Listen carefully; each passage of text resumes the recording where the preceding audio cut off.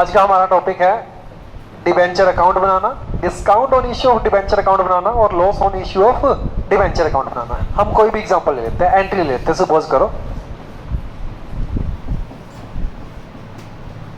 Bank account to debenture application and allotment account.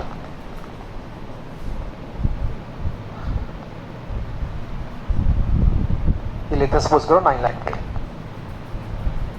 उसके बाद हम एंट्री करेंगे debenture application and allotment account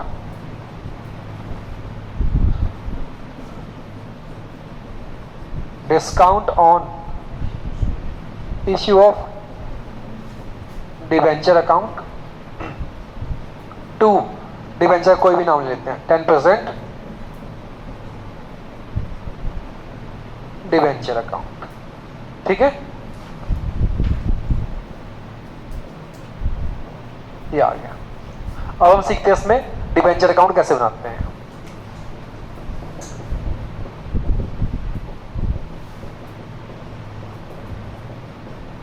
%10% debenture account.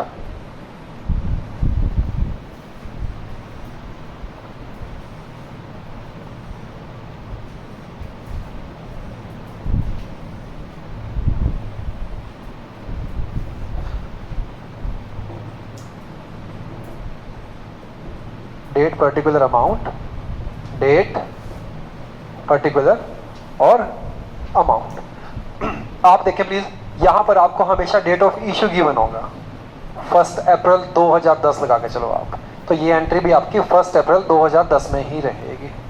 ठीक है, क्लियर हुआ? अब देखो प्लीज, पहली एंट्री में कोई डिबेंचर का नाम नहीं आ रहा, तो पहली एंट्री से कुछ भी डिबेंचर अकाउंट में आ नहीं सकता। दूसरी एंट्री से देखो डिबेंचर का नाम आ रहा है, यहाँ पे अमाउंट कितनी लिखी है डिबेंचर के सामने 10 लाख। तो अब ये क्रेडिट में हो रहा है, तो क्रेडिट वाली कोई आइटम नहीं आ सकती, सारी आइटम कौन सी आएंगी? डेबिट वाली। तो हमारे पास आ जाएगा यहाँ पर 1 अप्रैल 2010 में by debenture application and allotment account. Amount कितनी आएगी? 9 lakh. By discount on issue of debenture account कितना है? 1 लाख। आप लोग ये जानते हैं कि जब डिबेंचर अकाउंट आप बना रहे हैं तो उसमें उसका नाम नहीं आ सकता, पर वो अपनी अमाउंट तो क्लेम करेगा 10 लाख। डिबेंचर में डिबेंचर का नाम नहीं आएगा तो क्या बच गया? ये दोनों आइटम का बैलेंस क्या है? डेबिट। तो उसका मतलब उसके अकाउंट में क्या हो जाएंगी? ये क्रेडिट हो जाएंगी। जब आप 31 मार्च पे आएंगे, 31 मार्च 2011 में आएंगे आप, तो आप इस तरफ का टोटल देखें कितना है? 10 लाख। तो यहां का टोटल भी कितना होगा? 10 लाख होगा। उसे आप क्या लिखेंगे? To balance CD. Debenture account हमेशा अपना बैलेंस टू बैलेंस सीडी के थ्रू ही दिखाएगा। तो ये था आपका डिबेंचर अकाउंट। अब हम बात करते हैं दूसरे नंबर पे, loss on issue of discount on issue of debenture account. अब मैंने इस एंट्री में जानबूझ के डिबेंचर को डिस्काउंट पे इश्यू किया था। अब यहां पर discount on issue of debenture मेरे पास आ रहा है 31 मार्च को, end of the financial year 31 मार्च 2011 को मुझे इस डिस्काउंट को राइट ऑफ करना है। राइट ऑफ करने के लिए मेरे पास सिक्योरिटी प्रीमियम में बैलेंस है नहीं कोई भी, तो मैं सब कहां से खत्म करूंगा इसको? Statement of profit and loss account. Discount का बैलेंस डेबिट है, खत्म करने के लिए तो discount on issue of debenture account. Clear हुआ? तो डिस्काउंट खत्म कर दिया हमने, कहां से? Statement of profit and loss से। अब हम सीख लेते हैं discount on issue of debenture account.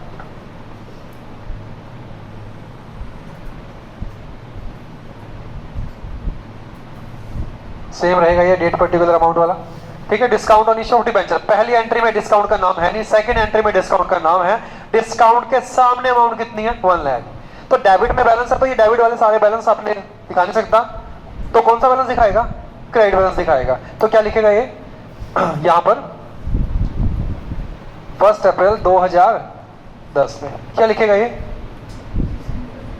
To 10% debenture. Amount कितनी है? 1 लाख। क्लियर हुआ? 1 लाख अमाउंट आनी चाहिए थी। डेबिट वाले बैलेंस ये आ नहीं सकते अकाउंट में, हमेशा क्रेडिट वाला बैलेंस ही होगा। अगर क्रेडिट है तो डेबिट वाले बैलेंस आएंगे। थर्ड एंट्री में भी डिस्काउंट आ रहा है, डिस्काउंट में डिस्काउंट का नाम नहीं आएगा, क्या आएगा? बाय स्टेटमेंट ऑफ 31 मार्च 2011 को by statement of profit and loss करके 1 लाख रुपया कर देंगे। ये लो जी, ये आपका फिर से अकाउंट बन गया। It means to balance CD की पॉसिबिलिटी सिर्फ डिवेंचर अकाउंट में है, क्योंकि डिस्काउंट हो या लॉस हो ये तो ऑटोमेटिकली राइट ऑफ होने के बाद इक्वल बन जाते हैं। क्लियर हुआ सबको? अब हम बात करते हैं तीसरे की, loss on issue of debenture account. Loss on issue of debenture account अगर मैं loss on issue of debenture की बात करता हूं तो इस क्वेश्चन को थोड़ा सा हम चेंज कर लेंगे। मैं यहां पे to premium on redemption of debenture add कर लेता हूं। To premium on redemption of debenture मैं ऐड कर लेता हूं 50,000 का, और यही मेरे लिए ऊपर जाके क्या बन जाएगा? Loss on issue of debenture account. Loss on issue of debenture account, जो प्रीमियम होगा वही बन जाएगा। अब मुझे इस लॉस को राइट ऑफ करना है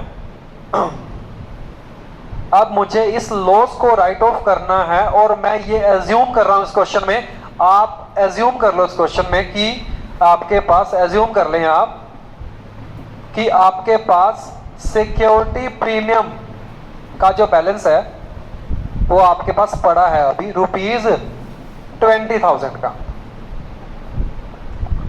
पलक ये चीज क्लियर हो गई है कि अगर आपसे discount on issue of debenture account पूछ लिया है और उस क्वेश्चन में आपके पास प्रीमियम का लॉस भी आ जाता है, तो ये मैंने कॉपी पेस्ट यहां दिखा दिया। कितनी अमाउंट है ये? 50,000। अगर आपसे क्वेश्चन में डिस्काउंट अकाउंट भी पूछ लिया है, लॉस भी पूछ लिया है, अब आप इनको कंबाइन नहीं कर सकते। क्योंकि मुझे डिस्काउंट अकाउंट अलग से बना के दिखाना पड़ेगा। अब मुझे इस लॉस को राइट ऑफ करना है, सिर्फ मैं लॉस के लिए एंट्री बना के दिखा रहा हूं। अब मुझे इस लॉस को अगर राइट ऑफ करना हुआ, या मान के चलो इस क्वेश्चन में डिस्काउंट ना भी होता, मुझे सिर्फ इस लॉस को राइट ऑफ करना है, तो अगर मैं आपको लॉस को राइट ऑफ करके दिखाऊं तो कैसे करेंगे? सबसे पहले मैं बैलेंस यूज करूंगा सिक्योरिटी प्रीमियम अकाउंट। कितना बैलेंस है मेरे पास? 20,000। बट मेरे पास लॉस कितना है? To loss on issue of debenture कितने का लॉस है? 50,000 का। तो बाकी का 30 कहां से लेके आऊंगा मैं? Statement of profit and loss account से। कितना? 30,000। जब मैं ये एंट्री कर रहा हूं तो मैं ये मान के चल रहा हूं कि मैं सिर्फ ये एंट्री लॉस को राइट ऑफ करने के लिए कर रहा हूं। ये मान लो इस क्वेश्चन में डिस्काउंट है नहीं, क्योंकि डिस्काउंट का मैं अलग से आपको क्वेश्चन करके दिखा चुका हूं। ठीक है? क्लियर हुआ आपको? क्लियर हुआ? अगर आपको नहीं क्लियर हुआ तो कोई बात नहीं, इस क्वेश्चन को चेंज कर लेते हैं। ये लो, अब यहाँ पे 10 लाख रुपए कर लेते हैं, यहाँ पर भी 10 लाख रुपए कर लेते हैं। हम डिस्काउंट पे इशू करते ही नहीं डिवेंचर। हम यहाँ पर 10 लाख कर लेते हैं, यहाँ पर 10 लाख है। जो ये प्रीमियम और रिडम्पशन था, यही मैंने ऊपर जाके क्या दिखा दिया? लॉस दिखा दिया। अब आपके लिए थोड़ा आसान हो जाएगा, ताकि मैंने वहां से डिस्काउंट हटा दिया है। क्लियर हुआ सबको? सभी को क्लियर हुआ? और ये राइट ऑफ की एंट्री 31 मार्च को होगी। अब हम यहाँ पर बनाएंगे loss on issue of debenture account.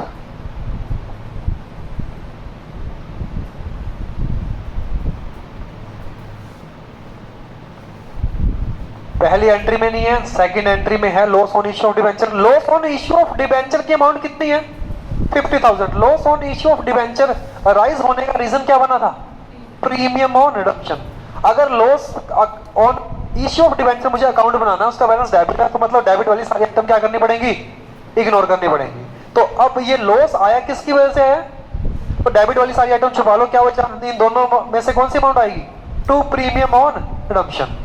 तो आप यहां पर लिखेंगे 1 अप्रैल 2010 को to premium on redemption of debenture. कितनी अमाउंट लिखेंगे आप?